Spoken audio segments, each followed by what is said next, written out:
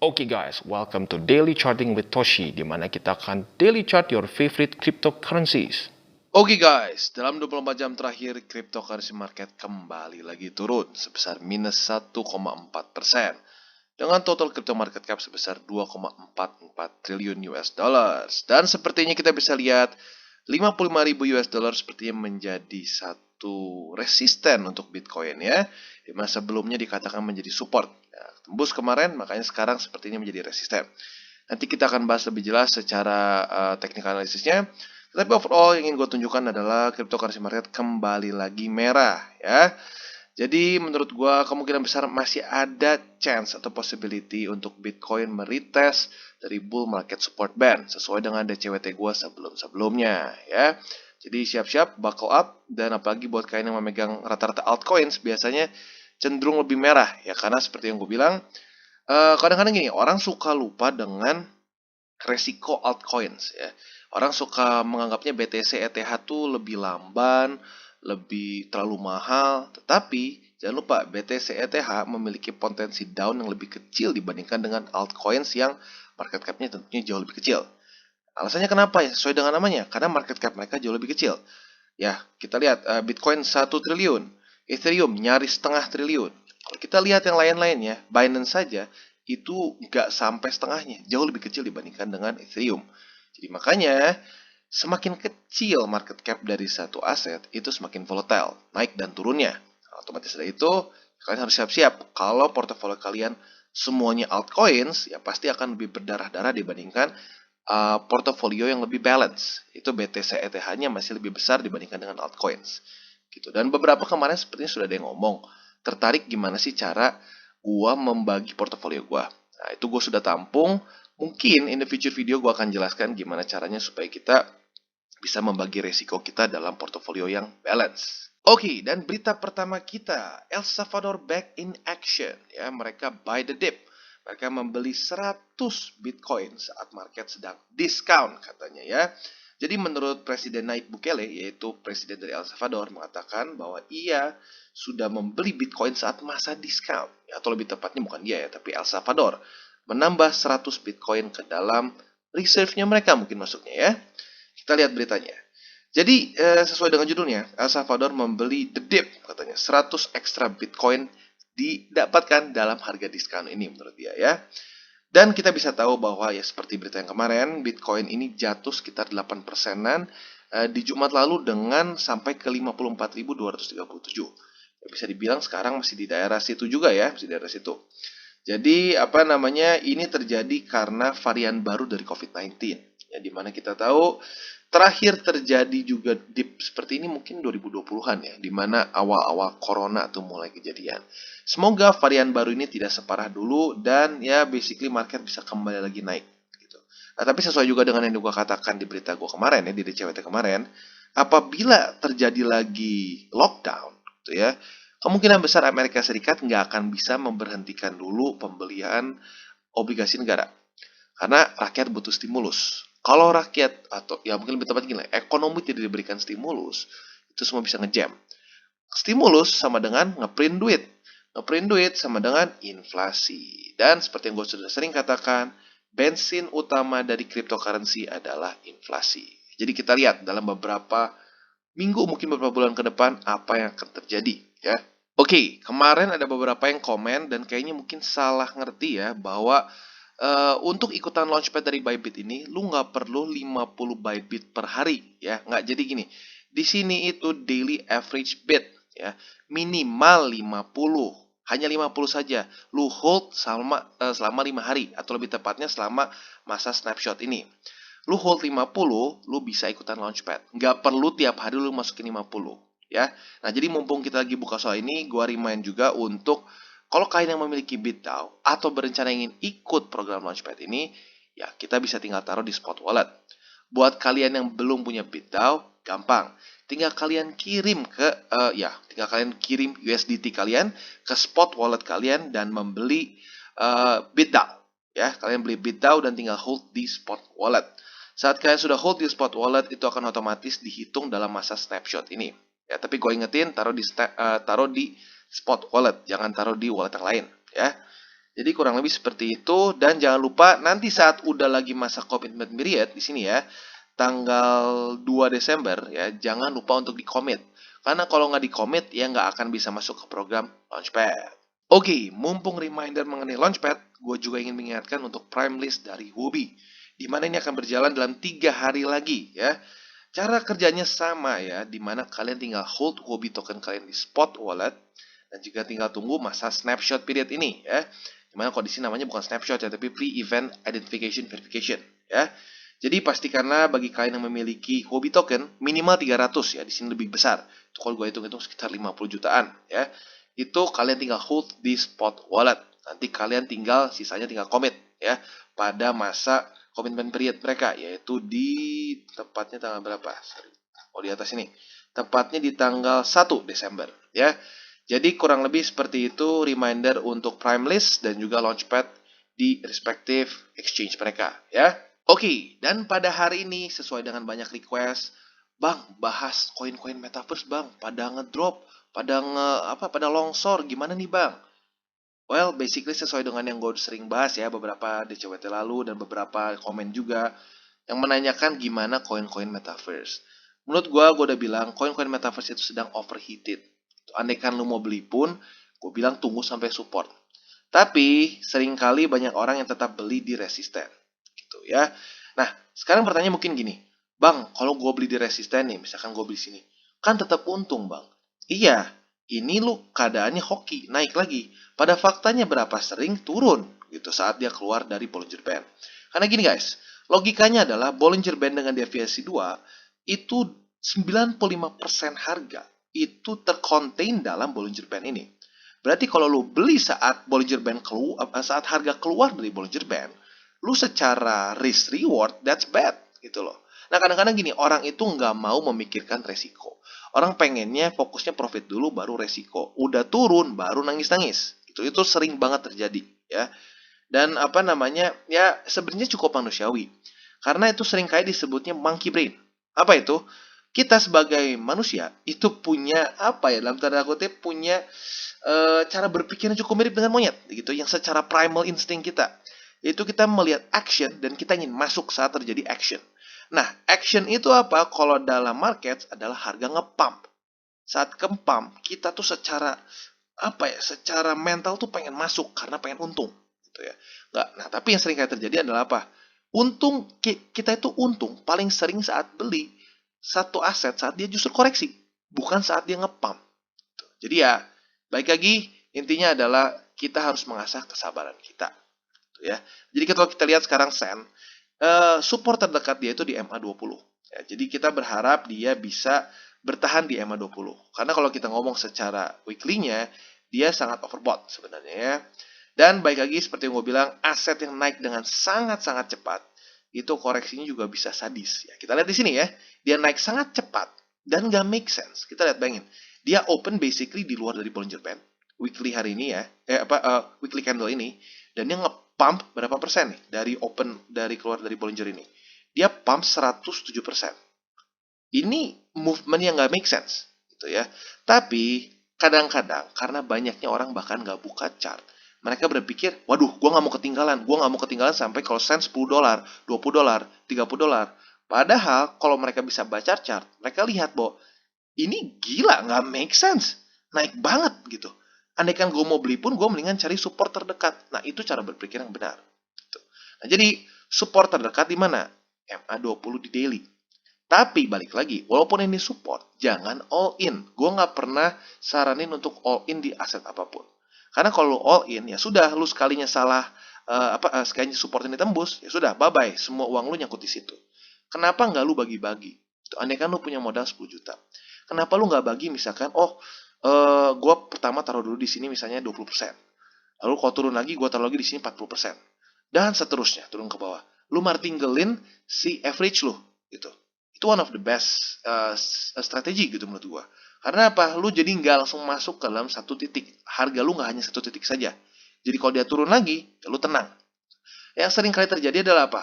Lu all in, dan ujung-ujungnya nyangkut panik cut loss. Cut loss naik lagi. Wah, lu nggak terima nih secara mental. Beli lagi, taunya kembali lagi turun. Karena apa? saat market turun pun gak jebret turun langsung, dia pasti ada rally-nya lagi. Nah, lu pikir rally ini mantul, padahal dia lanjut lagi turun. Itu yang sering kali membuat mental para trader newbie itu hancur gitu ya, kena mental. Karena kenapa? Ya mereka nggak mau bersabar, nggak mau cari support. Gitu. Jadi sekali lagi gue ulangin, untuk sen minimal lu tunggu sampai terpantul di MA20 di daily ya. Dan gue saranin jangan all in. Lu bisa bagi misalnya 20% dari modal lu di MA20, lalu 30% lagi di MA50 dan seterusnya. Kalau sampai tembus terus ke bawah, lu masih ada duit gitu. Oke, dan selanjutnya Alice. Jadi gue hari ini sekalian bahas beberapa koin metaverse yang cukup populer ya. Sandbox, Alice, Raca, dan juga Mana ya. Alice kita bisa lihat ya sekarang menemukan support di MA20. Walaupun technically belum terkonfirm sih, baru hari ini kena nih ya. Jadi kita lihat hari ini, apakah dia akan bisa bertahan di atas MA20 atau tidak. Dan itu juga bisa jadi salah satu untuk buying opportunity ya, dimana kalau terjadi penahanan harga oleh di MA20 atau dia terpantul di 20, kalian bisa saja tambahin posisi kalian di Alice. Tapi sekali lagi gue ngingetin sebagai average, bukan untuk all in ya. Karena kalau secara resiko dia masih ada bisa sampai ke MA20 di weekly. Ya sama juga seperti Sandbox. Sandbox menurut gue juga masih punya potensi bisa kena weekly, which is masih sangat jauh dari posisi sekarang ya. Kalau kalian paksain masuk, itu masih bisa minus sekitar 77%-an, which is not good ya. Alice juga sama, dia masih punya resiko bisa sampai kalau ke MA20 di weekly itu sebesar minus 21% gitu. Jadi gue saranin untuk kalian Alice ini jangan cuma buy limit di sini ya, tapi kalian tunggu sampai ada konfirmasi bahwa harga akan terpantul di 20 daily. Kalau dia tembus ya jangan dibeli gitu ya. Jadi kurang lebih seperti itu untuk Alice. Dan sekali lagi gue ingatkan overall untuk koin-koin metaverse, menurut gue bagus nggak for the future? Yes, menurut gue it's good. Tetapi sesuai dengan yang gue bilang di DCWT gue sebelumnya, koin-koin metaverse ini overheated. Karena kenapa? Dia kena euforia dari Meta ya. Saat Facebook mengganti nama mereka menjadi Meta, itu koin-koin metaverse semua pump ya. Dan ngepump itu kalau hanya dengan satu euforia itu nggak pernah bagus. Jangankan metaverse, Bitcoin pun kalau ngepump karena pure euforia, ujung-ujungnya apa? Bear market gitu. Jadi ini bukan hanya spesifik koin tertentu. Ini bisa terjadi di aset apapun gitu ya. Jadi selalu keep in mind untuk cari harga-harga bagus di support. Ya, jadi Alice, gue ulangin, untuk kalian yang ingin beli Alice bisa saja tunggu pantulan MA20. Kalau sampai tembus bisa di MA50 di daily ya. Tapi siap-siap mental, bisa aja dia retest MA20 juga di weekly ya.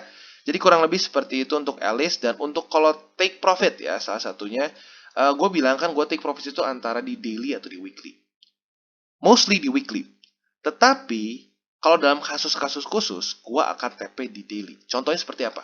Kalau seperti ini, lu daily, dia open di atas Bollinger Band, dan dia extended ke atas seperti ini, gue akan TP di sini, di daerah sini. Kenapa? Karena baik lagi, kalau satu aset, itu dia buka harga aja di luar dari Bollinger Band, itu udah overbought banget.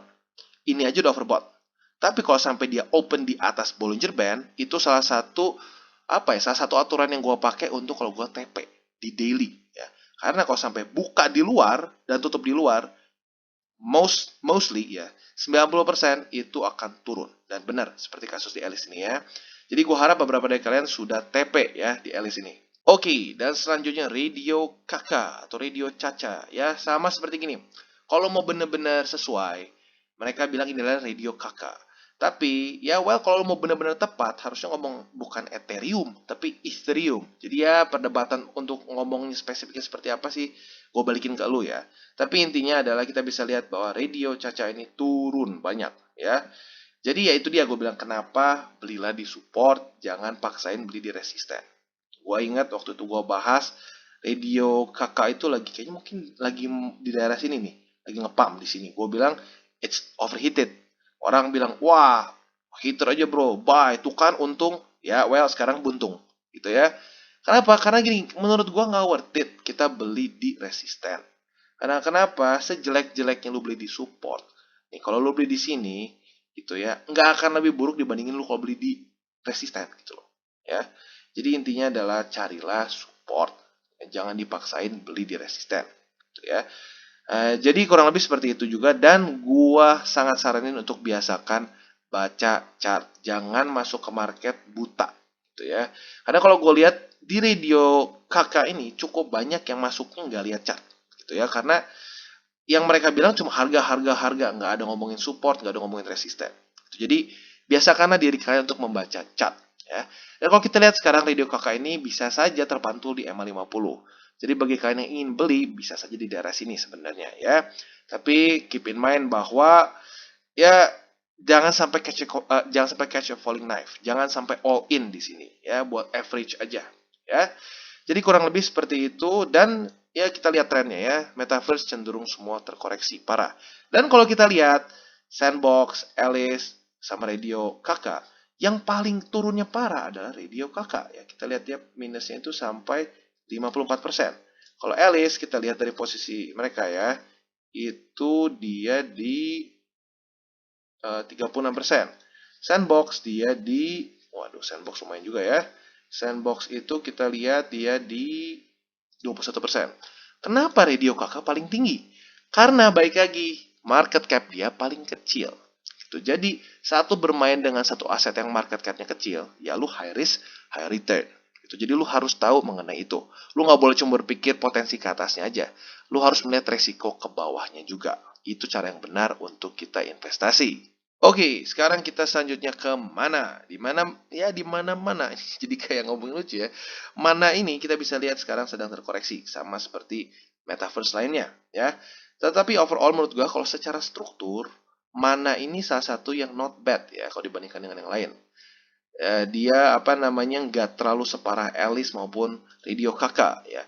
Sandbox oke, tetapi seperti yang gue bilang dia overextended banget. Jadi ada kemungkinan koreksinya lebih sadis. Mana ini cenderung yang lebih sustainable secara TA ya. Nah, jadi kurang lebih gimana untuk mana? Sebenarnya sama seperti yang gue bahas di video mana gue yang udah cukup lama ya, yaitu beli di EMA20 di daily ya. Dan buat kalian yang pasang buy limit waktu itu pasti udah kena di sini. Nah, ini salah satu keuntungan dari kalau kita beli di support. Jangan paksain saat dia di resisten ya. Karena kenapa? Kalau saat di resisten, risk reward lu kacau gitu ya. Nah, kalau lu beli di support, jelek-jeleknya apa? Ya, lu drawdown pun kalau sampai lanjut turun nggak akan separah kalau lu beli di resisten. Ya, oke. Jadi sekarang kurang lebih seperti apa? Quite simple. Kalian bisa pasang buy limit di EMA20. Karena overall selama ini EMA20 menjadi support yang cukup baik ya untuk mana. Tapi selalu persiapkan mental, karena baik lagi market sedang berdarah-darah. Kalau kita lihat sekarang metaverse mulai kena efek dari Bitcoin turun ya. Jadi ya harus siap-siap bisa tembus MA20 di daily. Tapi untuk kalian yang ingin average harga mana kalian, boleh saja di MA20 ya. Oke, dan seperti yang kita lihat, Bitcoin semakin mendekat ke bull market support band. Ya, jadi kalau kita lihat kemarin Bitcoin ini seperti tertahan oleh angka 55.000 ya. Tadinya support menjadi resisten. Nah, itu juga salah satu alasannya kenapa menurut gua saat ya para analis-analis lain bilang, wah 55.000 ini adalah support kuat dari Bitcoin, dia akan nge-pump. Menurut gua belum, karena kenapa? Kalau kita lihat secara TA-nya saja di sini, dia buat lower low, higher low, lower low, higher low. Dan sekarang, boom, lower low lagi. Plus dibantu oleh dengan ini juga.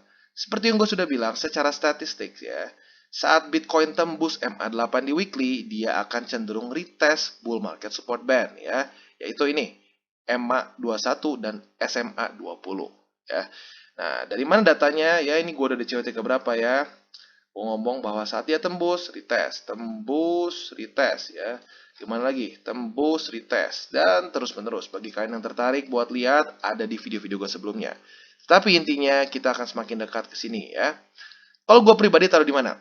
Kalau gue pribadi gue taruh di sekitar 52.000 buy limit selanjutnya. Kenapa? Karena ini di tengah-tengah. Karena kalau kita lihat nggak selalu harus sampai ke SMA 20. Bisa aja cuma kena di tengah-tengah sini. Ya, jadi gue lebih prefer jangan taruh terlalu bawah juga gitu, karena kita nggak pernah tahu mantulnya sampai mana ya.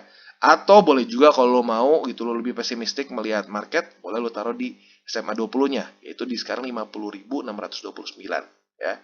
Jadi tergantung ke strategi masing-masing. Tapi intinya adalah kita perlu retest menurut gue ya, karena ya itu sesuai statistik 95%-an lah. Sekitar setiap kali dia tembus MA8 akan retest. Jadi kurang lebih seperti itu untuk Bitcoin, dan basically ya kita tinggal lihat ke chart ini saja sih. Untuk yang mikronya ya basically kita bisa lihat sedang downtrend. Ya, jadi kurang lebih seperti itu untuk Bitcoin. Oke, dan untuk Cardano kita bisa lihat dia sedang retest support ya. Jadi support ini adalah sebenarnya confluence antara dua. Yang pertama adalah previous resistance yang kuat dari Cardano di sini ya, di mana dia retest berkali-kali, dan juga adalah MA50 di weekly ya. Jadi kolaborasi antara dua support ini. Nah, apabila ini bisa hold, that's really good for Cardano. Tapi kalau sampai dia close weekly ya dalam 20 jam lagi nih di bawah dari MA50, that's bad. Kita nggak tahu bisa sampai sedalam apa. Kemungkinan bisa sampai ke daerah sini ya, $1 gitu. That's not good. Nah, jadi yang perlu Cardano lakukan pada hari ini ya, dan weekly close pada hari ini adalah jangan sampai close di bawah dari $1 lebih 46 sen. Atau kalau buletin bisa ke $1.47 ya.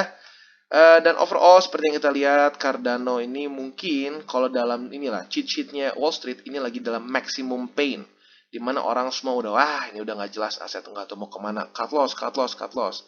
Kalau kalian lihat itu ya, itu seringkali cheat sheet itu malah menunjukkan kalau kita sedang dalam maximum pain itu justru one of the best place to buy.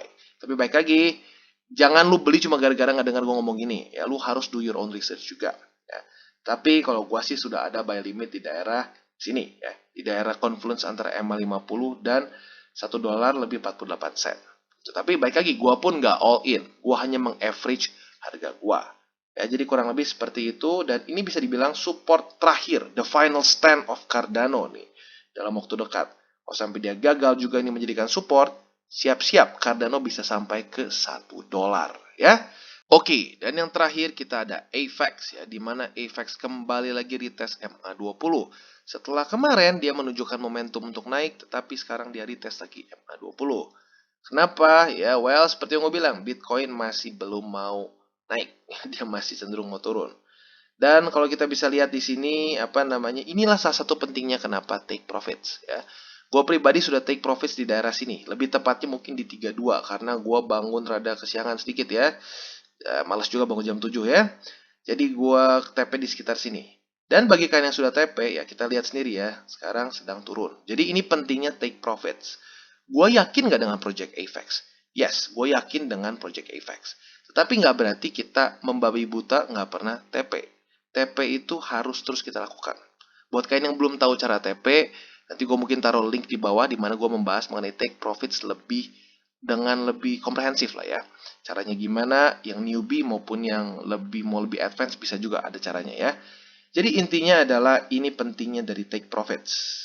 Nah, siap-siap guys, kalau ini sampai tembus, kita ada kemungkinan bisa sampai ke MA50. Jadi seperti yang gue bilang, jangan all in ya. Jangan all in, siapin peluru untuk beberapa posisi ke bawah. Jadi kalau gue pribadi, andai kalian ini tembus, gue akan siap-siap buy limit di MA50 di daily ya. Walaupun kalau kita lihat juga di weekly, technically bisa nggak sampai ke MA20 di weekly? Bisa sih, bisa. Ya, tapi maksudnya intinya ya, untuk secara step by stepnya kita bisa taruh dulu di 50. Kalau 50 tembus juga, nah ya siap-siap baru di MA20 weekly. Itu dia makanya kenapa gua selalu bilang lebih baik di average, karena kita nggak pernah tahu bisa sampai sedalam apa. Kan daripada lu paksain all in di satu titik yang ujung-ujungnya sangkut, lebih baik dipecah jadi beberapa peluru, ya kan? Jadi lu juga nggak stres ya. Jadi kurang lebih seperti itu untuk AVAX. Kalau ini tembus daily, siap-siap ke MA50 ya. Oke guys, sekian dari segmen Daily Charting with Toshi. Apabila segmen ini bermanfaat, boleh share dengan teman-teman, dan jangan lupa untuk like, subscribe, klik the bell icon, dan see you on the next videos.